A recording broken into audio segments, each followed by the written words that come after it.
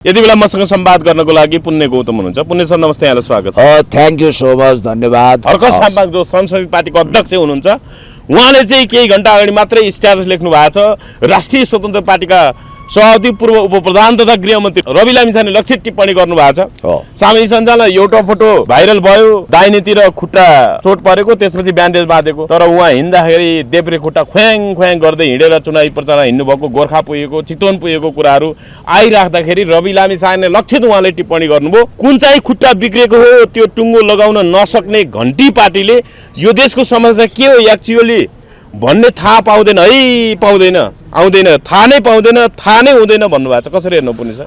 यो सामाजिक सञ्जालमा तल्का मचिएको विषय हो। धेरैले रवि लामिछानेजीको सेतो प्लास्टर लगाएको दाहिने खुट्टा पहिला फोटोको रूपमा प्रचारित भयो। उहाँले गुप्तवास बस्दाखेरि त्यो खुट्टा खुब प्रचारित भयो। कहाँ उपचार गरेको, कहिले गरेको, कुन रोग भन्ने कुरो खुलाइएन। सिभिल हस्पिटल पनि भन्ने कुरा, सिभिल हस्पिटल भन्ने कुरो पनि गरे, तर त्यसको कुनै यकिन विवरण डाक्टरबाट आएको छैन। तर त्यो पछि त 81 त्यो कुरो चाहिँ एआई जेनेरेटेड फोटो हो भनेर पनि आयो।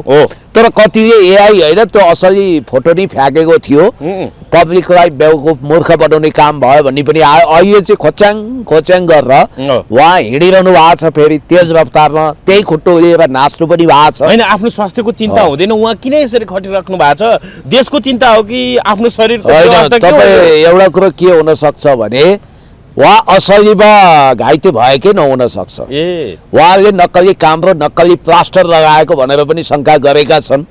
तपाईँलाई एउटा कुरो भनौँ, उहाँ जसरी फुर्तीका साथ नाचिरहनु भएको छ, हिँडिरहनु भएको छ, एउटा घाइते मान्छेले त आफ्नो ख्याल गर्छ नि त। होइन, हिँड्दा त ख्वाङ ख्वाङ गर्नु भएको छ। होइन, त्यो त गर्न सकिहालिन्छ। म अहिले हिँडेर देखाइदिन्छु तपाईँलाई। त्यो ठुलो कुरै भएन, प्लास्टर स्लास्टर लगाउन त्यो गर्न, त्यो ठुलो कुरो भएन। तर अर्को कुरो के भने, होइन, हर्क साम्पाङकै स्टारतर्फ अब अलिकति केन्द्रित हो। उहाँले लेख्नु भएको जस्तो कुन चाहिँ खुट्टो बिग्रेको हो अथवा चोट लागेको भन्ने पनि थाहा नपाउने घन्टी पार्टीले अनि देश बनाउने भिजन थाहा होला त भन्ने। हर्क साम्पाङज्यूले त्यो सोरै आना ठिक कुरो गरे हो होइन। देशको समस्या के हो भन्ने थाहा होला त यिनीहरूलाई। आफ्नै खुट्टा त देब्रे खुट्टातिर ब्यान्डेज बाँधिरहेछन् भनेर भने पब्लिकलाई उल्लु बेवकुफ बनाउने, इमोसनल फुल बनाउने तत्त्व हुन् भन्ने कुरो त हामीले उहिले बुझेका छौँ। नौटङ्की बाजको हिसाबले यिनीहरूले सिनेमाका कलाकारलाई पनि टप्छन्। रवि लामिछाने आफै पनि कलाकार हुन्, त्यसकारण उनलाई कलाकारिता गर्न कसैले सिकाउनु पर्दैन। त्योभन्दा पनि मेरो आपत्तिजनक कुरा चाहिँ उनी चितवनमा केही युवाहरूको बिचमा पुग्छन्, क्यारम बोर्ड खेलिरहेका युवाहरूको बिचमा गएर लो भनेर उनी क्यारम बोर्ड खेल्छन्, एकछिन टुच्चा टुच्चा गर्छन्, अनि यहाँ सबभन्दा जान्ने को हो भन्छन्, त्यस्तै त्यस्तै नाटक नौटङ्की गर्छन्। ए रवि लामिछानेजी, जनतालाई कमसेकम 3-4वटा खेल नखेल्नु भनेर सुझाव दिनुपर्नेमा यसले केही फाइदा गर्दैन भनेर भन्नुपर्नेमा जुवा, तास, लुडो, त्यसपछि तपाईँको यो क्यारम बोर्ड, लङ्गर पूर्जा जस्ता गेम, यी खेल भनेको बेकार समय र पैसाको सत्यानाश गर्ने खेल हो, युवाहरूलाई बराल्ने बिगार्ने खेल हो। र त्यस्तो खेलको लागि प्रोत्साहित गर्न जाने हो। तपाईँको लङ्गर पूर्जा वा क्यारम बोर्ड खेलमा को सुध्रिन्छ? फुटबल, भलिबल अथवा अरू किसिमका खेलहरू खेल्दा शारीरिक मानसिक स्फूर्ति हुन्छ, आर्थिक रूपमा पनि मान्छे सबल बन्न सक्छ। त्यस्तो खेललाई प्रोत्साहन गर्न उनी गए। त्यस्तो त रवि लामिछानेका यी अनेक हरकतहरू देख्दा अचम्म लाग्छ। होइन, यस्तो अवस्थामा तपाईँले शीघ्र स्वास्थ्य लाभको कामना त कम्तीमा गर्न सक्नुहुन्छ। यो बेला पनि तपाईँले अलिकति उहाँले नक्कली नै गरे हो भनेर तपाईले पनि प्रत्यक्ष हेर्नु भएको छैन हैन? अलिकति दया माया त होला, आफन्त पनि हो, आफन्त पनि हो। मेरो त आमाको माउली हो नि, म दया गर्छु, माया गर्छु, तर मलाई उहाँको हाउहाउ कटाक्ष हेर्दा कतिपयले शङ्का गरे जस्तै शङ्का गर्न मन लाग्छ। भन्नाले त्यो खुट्टा उहाँको चोटै लागेको छैन, त्यो नक्कली प्रचार गरे हो, सहानुभूति पटल्नु उहाँले त्यो उहाँको प्रचारमा हिँड्नु भएको। उहाँको र ज्ञानबहादुर साई उर्फ ज्ञानेन्द्र साईले आफूलाई रोगी देखाउने, घाइते देखाउने कुरो गरेको, आक्रमण गरेको बताउने, प्रचार गर्ने, प्रोपागन्डा रच्ने, यिनीहरू त माहिरै छन् नि हैन? अब यो यसको हेडमास्टर भनेको चाहिँ मटन काजी हुनु अगाडि बम काजी भएका गगन थापा हुन्। गगनले सिकाएका छन् भिक्टिम कार्ड खेल्न। उनलाई पनि बम लाग्यो, छर्का लाग्यो भनेको थियो नि त, त्यो बेकार कुरा रहेछ।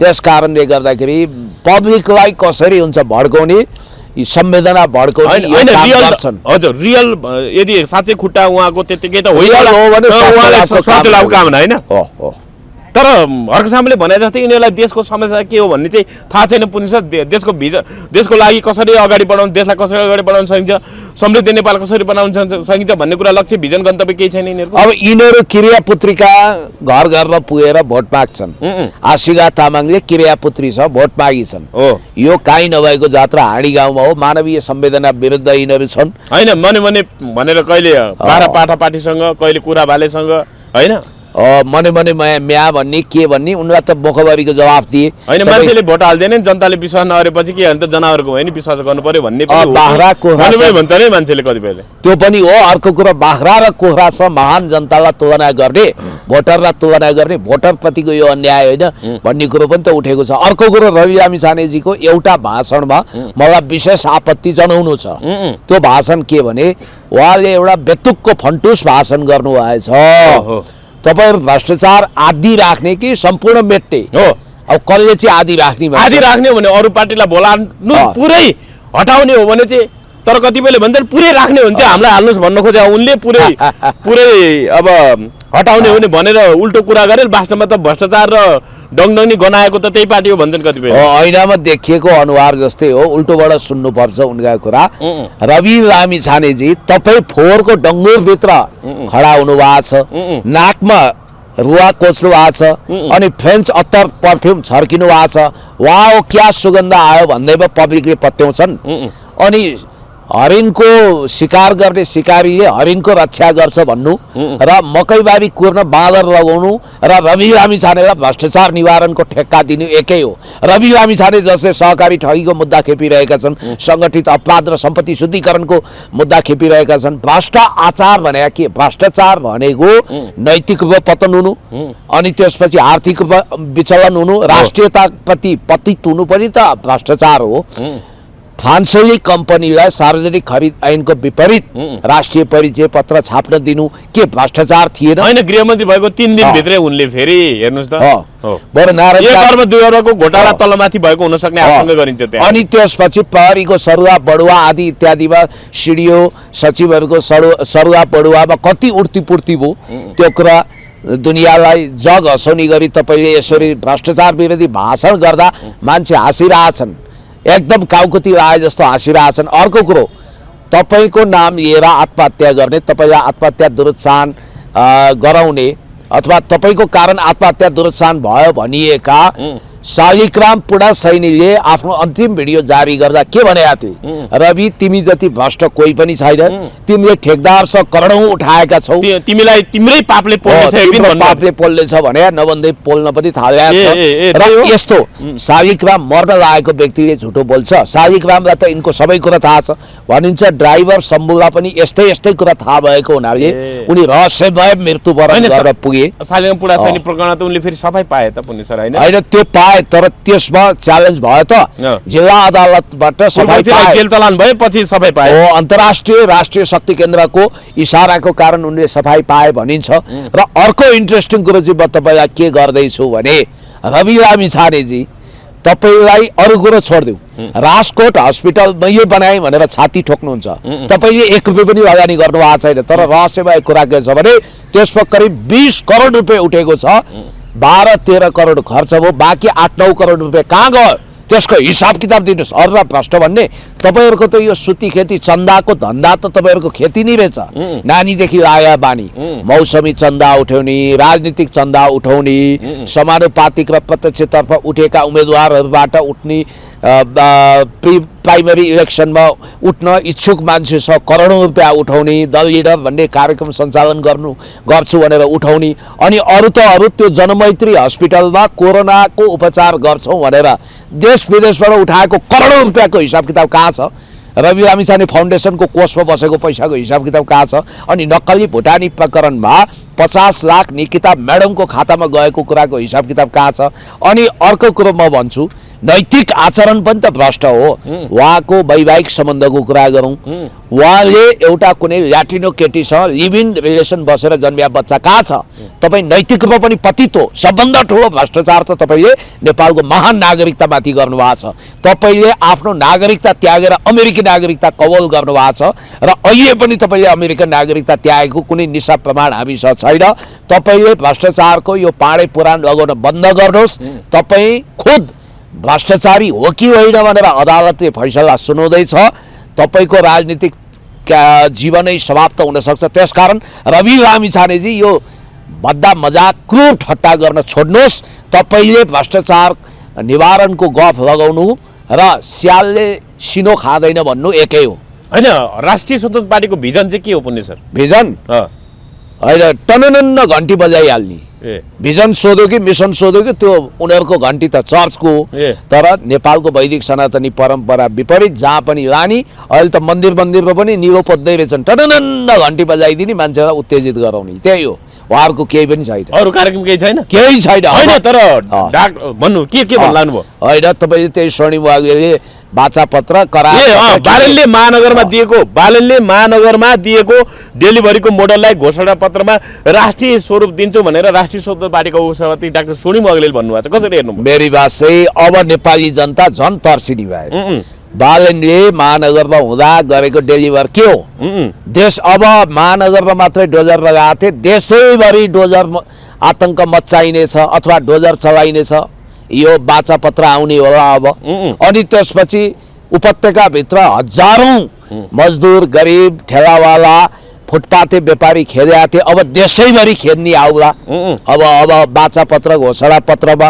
अनि बालन मोडल भन्नाले 30% बजेट मात्रै खर्च गरेर 70% बजेट फ्रिज गर्ने बाचा पत्र आउला राष्ट्रिय बजेटमा पनि। अनि लुसिफरवादी चिन्तन आउला, सिंहदरबार जलाउने स्क्रिप्ट आउला भन्नाले देशभरि सिंहदरबार जस्तै संरचना जलाउने छौँ भन्ने प्रतिबद्धता आउला। त्यसकारण उनीहरू भनेको नवउदारवादी अर्थतन्त्रमा आधारित वास्तवमा भन्ने भने यो संविधान विपरीत, संविधान समाजवाद उन्मुख छ। यो विपरीत नेपाललाई नै अन्तर्राष्ट्रिय बजारमा फेर्ने, नवउदारवादको प्रयोगशाला बनाउने, क्रोनी क्यापिटलिजम बढाउने, खाऊ पिउ मोज गर दुनियाँ रङ्गिन्छ भोज गर टाइपको उपभोक्तावादमा लाने, विनिर्माणवादी चिन्तन स्थापित गर्ने, त्यसपछि डिस्ट्रक्टिभ ढङ्गले नेपाललाई विदेशीहरूको खेल मैदान बनाउने, सिक्किमीकरण गर्ने, फिजीकरण गर्ने। यही होला उहाँहरूको बाचा पत्र। जति मिठो भाषामा आए पनि उहाँहरूको अन्तर यही हो। नेपालमा धार्मिक कन्भर्जन गरेर वास्तवमा क्रिस्चियन मेसिनरीको खेलोबेलोको स्थल बनाउने। हामी क्रिस्चियनलाई घृणा गर्दैनौँ। क्रिस्चियन व्यक्तिगत रूपमा कोही मुस्लिम हुन पाउँछ, क्रिस्चियन हुन पाउँछ। वैदिक सनातनी भित्रै हिन्दू, बौद्ध, किरात, जैन, मुस्लिम, क्रिस्चियन सबै अड्छन्, किनभने यो वेदले निश्चित गरेको धर्म हो। तर उहाँहरू चर्चको घन्टी लिएर हिँड्नु भएको छ। जोर जबरजस्ती पैसामा धर्म किन्नु भएन, रिलिजियस कन्भर्जन गर्नु भएन भन्ने हाम्रो कुरा हो। होइन, चर्चकै कुरा गर्दा अहिले बालन शाहको श्रीमती चाहिँ पुरै चर्चको पास्टर आमासँग पुरै भन्नाले आनन्दित भइरहेको भिडियो आयो। यसलाई कसरी हेर्नु? हुन त जुनसुकै धर्म बनाउनु पनि होइन, मानिसलाई स्वतन्त्रता छ। होइन, सर्वधर्म समभाव भने पनि तपाईँले भिडियो खिचेर फोटो खिचेर जे प्रसारण गर्नुभएको छ त्यसको मतलब देशमा भएका लाखौँ क्रिस्चियनको भोट तान्ने ट्रिक हो। यो त तपाईँको एउटा भरतगिरी भन्ने उहिले भनेको थियो त, रवि लामिछाने क्रिस्चियन हुन्, उनी अमेरिकामा क्रिस्चियन थिए भनेर उनले भनेकै छन्। होइन, बालन शाहको श्रीमती पनि क्रिस्चियन हुन्? होइन, बालन शाहको श्रीमती हुनु होइनन् मलाई थाहा छैन। तर यस्तो बेलामा जतिखेर उनीहरूले 21 जना पास्टरलाई टिकट दिएका छन्, त्यो बेलामा उनीहरूले नेपाल जस्तो खगेन्द्र सुनारले हिन्दू धर्मै नष्ट गर्नुपर्छ, वैदिक सनातनी धर्म गाई काटेर खानुपर्छ भनेर भनिरहेको बेला यिनीहरू क्रिस्चियन मिसनरीबाट फन्डिङ गरिएका छन् भनेर स्वर्णिम वाग्लेको विषयमा त अझ उनलाई क्रिस्चियन भन्यो भनेर उनले साइबर क्राइमै धाउनु परेको छ, उनको धर्म क्रिस्चियन लेखियो भनेर। यस्तो बेलामा ठ्याक्क ऋषि धमला त जान्छन्, उनी रमाइला पात्र हुन्, उनले पनि आशीर्वाद दिएछन्। तर एकजना क्रिस्चियन व्यक्तिबाट उनले जो पास्टर नै हुनसक्छ, जो आशीर्वाद उनको श्रीमती लिएकी छिन्, यसबाट के बुझिन्छ भने उनीहरू कहीँ न कहीँ कतै न कतै नेपालको धार्मिक सद्भावना खलबलाउन आएका विदेशी तत्त्व हुन् र उनीहरूले नेपाललाई कमजोर बनाउन खोजिरहेका छन्। नेपाललाई जातीय साम्प्रदायिक लडाइँ मचाउनको लागि मिसिनरीबाट सञ्चालित भएका होइनन्। व्यक्तिगतमा क्रिस्चियनप्रति हाम्रो सिम्पैथी छ होइन, हामी कसैलाई घृणा गर्दैनौँ।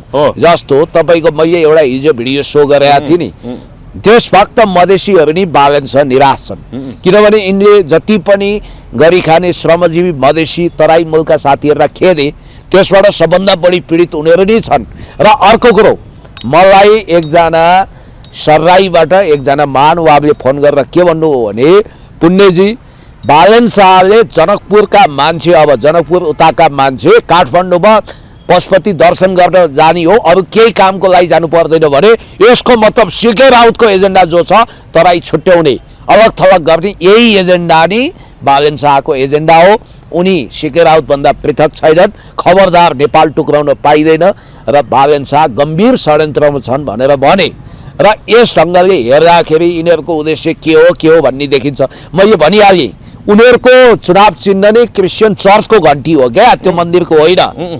अब उनीहरूले पवित्र मन्दिरमा बज्ने घन्टीलाई जथाभावी लिएर हिँड्ने आदि इत्यादि गर्ने। अब तपाईँले देख्नु भएन, जनआस्थाले हुँदा उनीहरूको उम्मेदवारलाई व्यङ्ग्य गरेर के लेख्न थाल्यो, त्यो त तपाईँलाई थाहा छ होइन। हो, त्यो एकछिन पछि म बालेन शाहको घरमा चोरी भएको विषयमा पनि आउने होइन। बालेन शाह घरमा चोरी भएको भन्ने प्रचार थियो पहिला, त्यो नक्कली रहेछ। बालेन शाहको झापा सम्पर्ककारले चुनाव प्रचारको लागि सम्पर्ककारले त्यहाँ तोडफोड भयो भन्ने कुरा आएको थियो, त्यो एआई रहेछ होइन। रवि लामिछाने दाहिने खुट्टामा चोट लागेको कुरा त नक्कली एआई भयो भन्ने कुरा आइहाल्यो। अहिले देब्रे खुट्टा लोस्याक गर्दै उनी हिँडिरहेछन्। अहिले फेरि नखुकाराबाट रवि निस्केपछि भागेका थिए बालेनको डेरामा चोरी गर्ने व्यक्ति भन्ने समाचार आएको छ। बालेनको डेरामा चाहिँ चोरी भएको भन्ने कुरा आयो। कहीँ कतै यो पनि हुन्छ। अहिले एकजना जसरी रवि लामिछाने चाहिँ त्यहाँ भदौ जनजाति आन्दोलन 23 र 24 गते भयो। 24 गते रवि लामिछाने नखुकाराबाट बाहिरिए, कार्यकर्ताले निकाले। त्यही दिन त्यो चोरी गर्ने व्यक्ति चाहिँ त्यही दिन नखुकाराबाट निक्लेका रहेछन् र बालेनको डेरामा चोरी गरेका रहेछन् भन्ने कुरा आयो। कसरी हेर्नुहुन्छ पुण्य सर यो विषयमा? रवि लामिछानेले गैर कानुनी तरिकाले गृह मन्त्रालयको नक्कली पत्र, गृह सचिवको नक्कली हस्ताक्षर गरिएको एउटा फेक पत्रको आधारमा जेल ब्रेक गरेर बाहिर आएकै हुनाले 10,000-20,000 हजार कैदीहरू बाहिर निस्किए। कतिले हत्या गरे, कतिले लुट गरे। आज जुन ढङ्गको चोरी चकारी भएको छ, कति हतियारहरू लुटियो होला, कतिले अपराध गरे, त्यहीबाट बाहिर निस्किया मान्छे धेरैले हिंसा गरेका छन् नि त होइन। एकजना मान्छे नै मारे, प्रहरी चौकी लुट्टे आदि इत्यादि तीनै मान्छे हिँडेका छन्। र याद गर्नु होला, रवि लामिछानेलाई बचाउनको निम्ति सर्वोच्च अदालतमा उनको फाइलहरू जलाउनको लागि नै त्यहाँ आगो लगाइयो भनिएको छ। र इन्ट्रेस्टिङ कुरो चाहिँ म तपाईँलाई के गर्दैछु भने, रवि लामिछानेको हकमा अघि हामीले चर्चा गऱ्यौँ, जस्तो त्यो जेल तोडेर बाहिर निस्किएकै मानिसले यत्रो वितन्डा गरे, हिंसा गरे भन्ने कुरा आएको छ होइन। यत्रो एउटा न्युज पनि आएको छ, म त्यो तपाईँलाई पढिबाची सुनाउन चाहन्छु। नक्कु कारागारबाट रवि निस्किएपछि भागेका थिए बालेनको डेरामा चोरी गर्ने व्यक्ति भनेर आएको छ। कारागारबाट भागे यता 5 ठाउँमा चोरी, बालेनको डेराबाट राउटर र सिसिटिभी टपकाए। कतै त्यहाँ केही रेकर्ड थियो कि? राष्ट्रिय स्वतन्त्र पार्टी रासपाका वरिष्ठ नेता बालेन्द्र शाहको डेरामा चोरी गर्ने मनिष राजभाग गत भदौ 24 गते जेन्जी आन्दोलनको क्रममा जेलबाट भागेको खुलेको छ। साँच्ची योभन्दा अगाडि पब्लिकमा एउटा प्रश्न बुइबुइती उठेको छ, रवि लामिछानेले अहिलेसम्म 10,000 करोड रुपियाँ धरौटी राखे, त्यसको स्रोत के हो? रवि लामिछानेको देखिने आम्दानी के छ?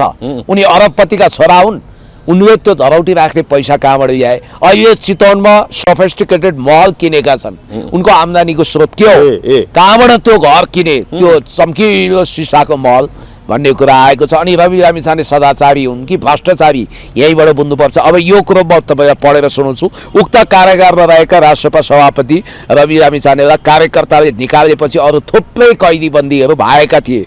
42 वर्षीय राजभागलाई प्रहरीले गत 23 माघमा बाँसबारीबाट पक्राउ गरेर आज सार्वजनिक जानकारी दिएको हो। यसअघि बालेन्द्र शाहको घरमा चोरी भएको हल्ला चलेको थियो, तर चोरी भने डेरामा भएको पाइएको थियो। कुन मितिमा चोरी भएको हो भनेर प्रहरीले बताएको छैन।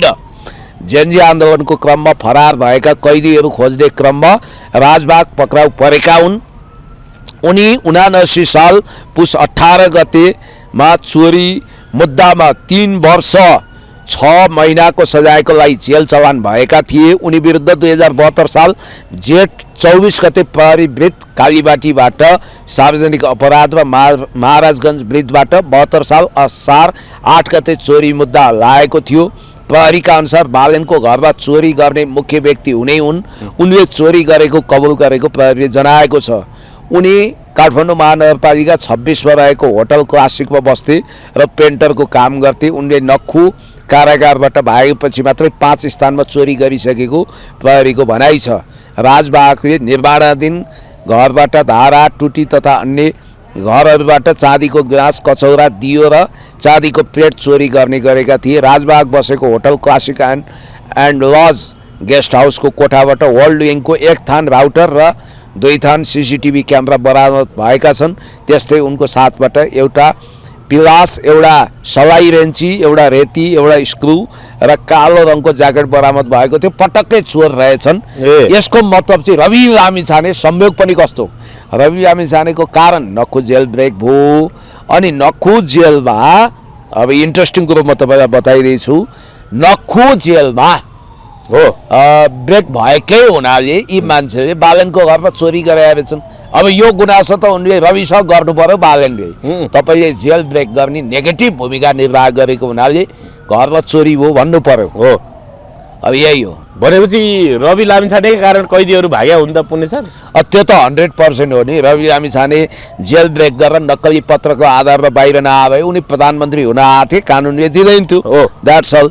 त्यस कारणले गर्दाखेरि यिनीहरूको नाटक नौटङ्की धेरै भयो। अहिले भर्खरै फेरि दुर्गा प्रसादलाई छाड्ने तयारी, सम्भवतः हाजी जवानीमा छाड्ने तयारी भनिरहेको थियो। तपाईँको भिडियो अपलोड हुँदासम्म उनी रिहा भइसक्छन् होला। कसरी हेर्नुभएको छ? र दुर्गा प्रसादलाई छाड्नु सही हो? होइन, दुर्गा प्रसादलाई बेफाकमा पक्राउ गरेका हुन्।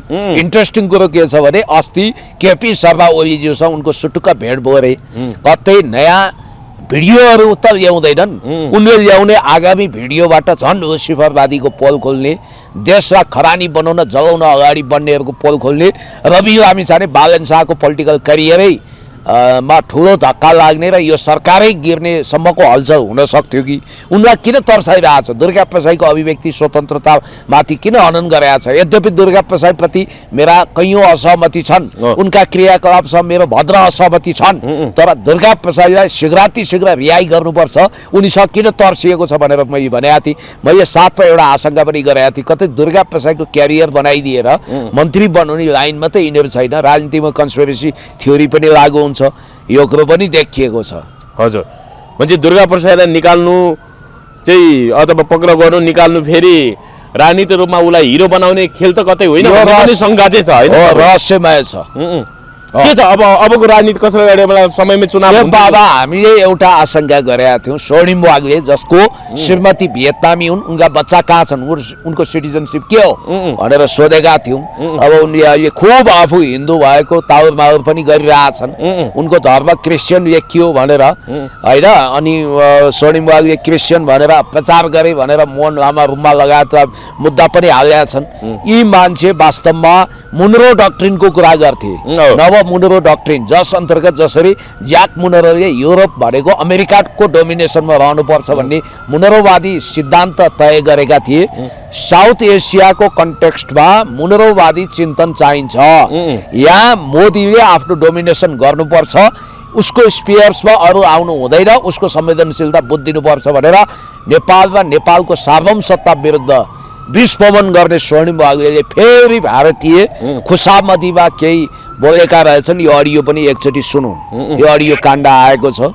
कति दलाली गरेका छन्। एमसीसी पास गर्न उनको भूमिका थियो भनेर millennium challenge corporation MCC pass गर्न गगन थापासँग मिलेर उनले कति नकारात्मक योगदान गरेका थिए, छाती पिटेका थिए भन्ने कुरो त आइसकेका छ। एकचोटि यो अडियो पनि सुन्नु। हम तो मिला लेंगे ना, ये सब कुछ मिला लेंगे, आप चिंता मत कीजिए। 84 में in the coming election we will be the main force of this country, so आप लोग तो चिंता मत करिए, ये सब हो जाएगा, बस चिंता मत कीजिए।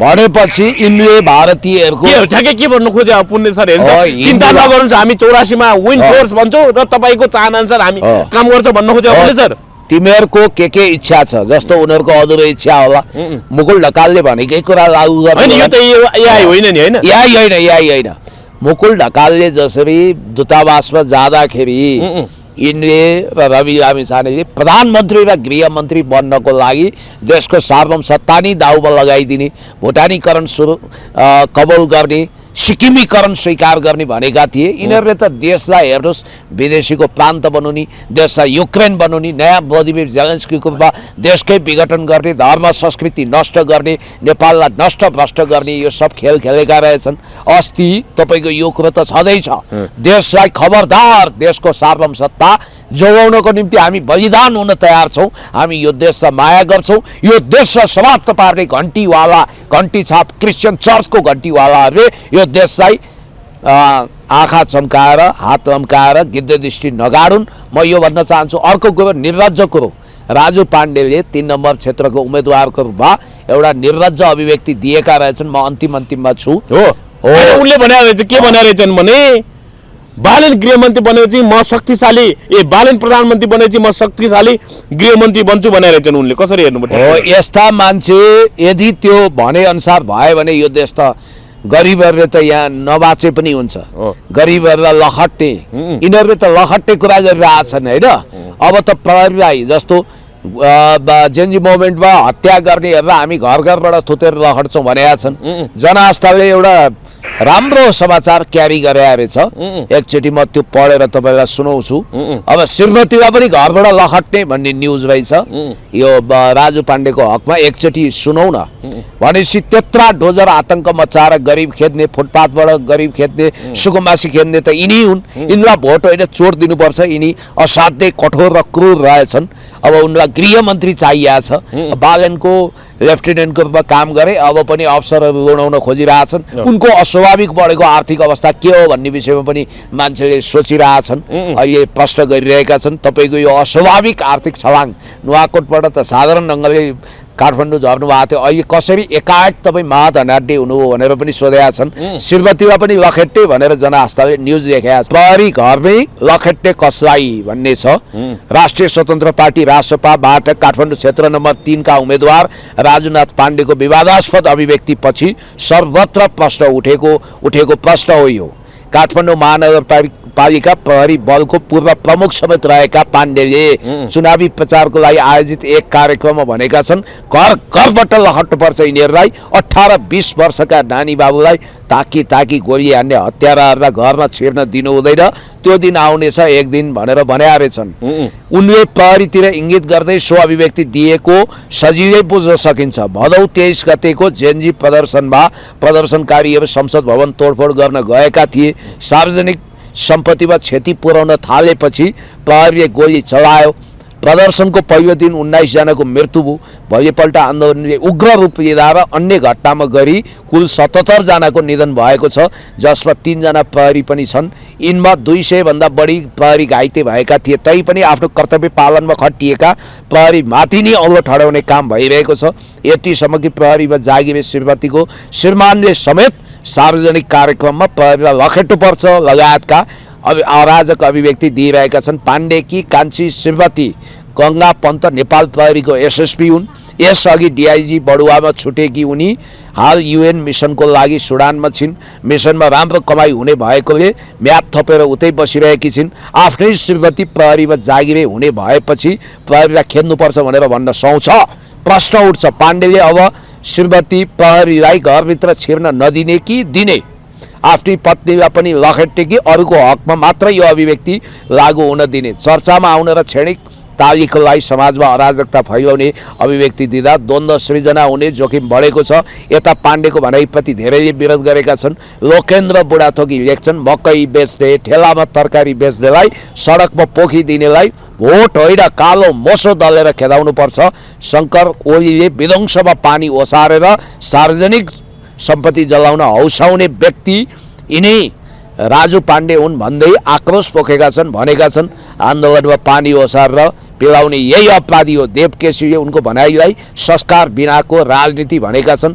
के गर्ने, समय यिनकै छ, जे बोले पनि भएको छ, घर घरबाट निकाल्नुपर्छ रे संस्कार बिनाको राजनीति भनेर लेखेका छन्। होइन के बोले त यी राजुनाथ पाण्डेले? आफै पनि नगर प्रमुख भएर काम गरे होइन यिनले? अर्को कुरो, जनआस्थाले कान्छी श्रीमती भन्यो, कान्छी हुनको लागि उनले डिभोर्स गरेका छैनन् होला, दुईवटा श्रीमती राख्ने। यसका कारण पनि उम्मेदवारी उनको पनि रद्द हुन सक्छ। अब सिरियसली यो कुरा हो रहेछ भने त हुन सक्छ, कसैले उजुरी गर्यो भने।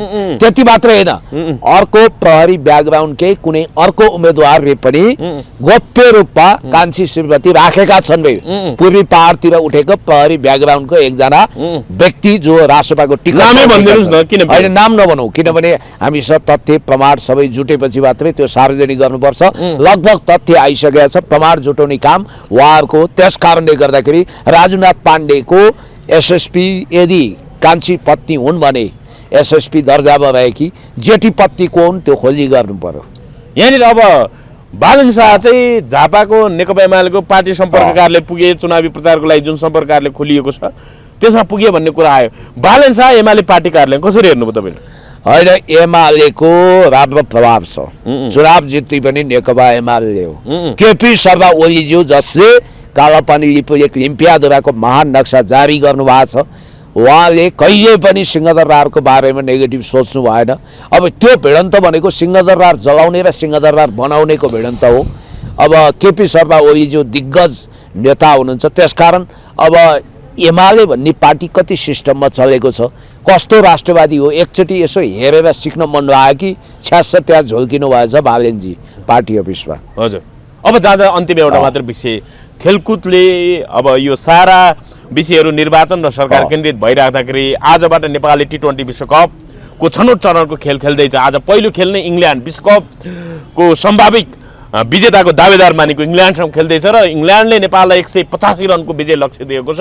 अहिले नेपालले जवाफी ब्याटिङ गरिरहेको छ, सायद यति बेला 40-50 रन पुगिसक्यो। तपाईँको भिडियो हाल्दासम्म सकिन्छ।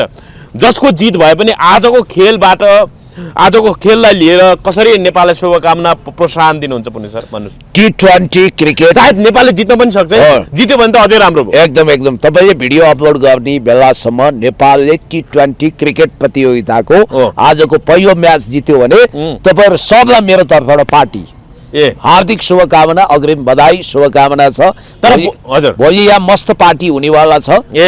भिडियो त हामी खिच्दैनौँ, तर मेरो तर्फबाट के पार्टी हुन्छ त्यो चाहिँ सरप्राइज दिन्छु। नेपाललाई हार्दिक बधाई, शुभकामना। नेपालले फुटबलमा म्याच फिक्सिङको ग्राउन्ड लगाएपछि अहिले क्रिकेटमा छलाङ हानिरहेको छ, बधाई, शुभकामना। र वास्तवमा यसलाई पोलिटिसाइज नगरौँ, पोलिटिकल कलर नदिउँ। खेलाडी भनेको राष्ट्रको गहना हुन्, खेलाडीको कुनै पार्टी हुँदैन, भाषा हुँदैन, भेष हुँदैन भने जस्तै खेलाडीको राष्ट्रियता हुन्छ, भाषा पनि हुन्छ, देश पनि हुन्छ, भेष पनि हुन्छ। नेपालले जित्नुपर्छ। वाउ क्या बात, अहिले भव्य सुरुवात भएको छ, उहाँहरूलाई अग्रिम बधाई, शुभकामना। 185 रन भने त्यति ठुलो रन होइन, होइन? विजय भन्नाले नेपालले टार्गेट भेटाउन सक्छ, भेटिसक्यो होला, यति बेलासम्म भेटिसक्यो होला। भेट्नुहोस्, फाइनल ट्रफी पनि तपाईँहरूले चुम्नुपर्छ, पहिलो नेपाल नै हुनुपर्छ भने हार्दिक बधाई नै भन्छौँ हामी। हार्दिक बधाई तथा शुभकामना। होइन, तर नमिठो पनि बोल्नुपर्छ। हार्यो भने के गर्ने? हार्यो भने के, आकाशै फाट्दैन, आकाशै खस्दैन, धरती फाट्दैन। एक हारले, एक माघले जाडो जाँदैन जसरी, त्यसरी नै एक हारको कारण खेल सिद्धिँदैन। फेरि धुलो टकटकाएर उठ्नुपर्छ। बधाई, शुभकामना। हस्, धन्यवाद पुनि सर। Thank you.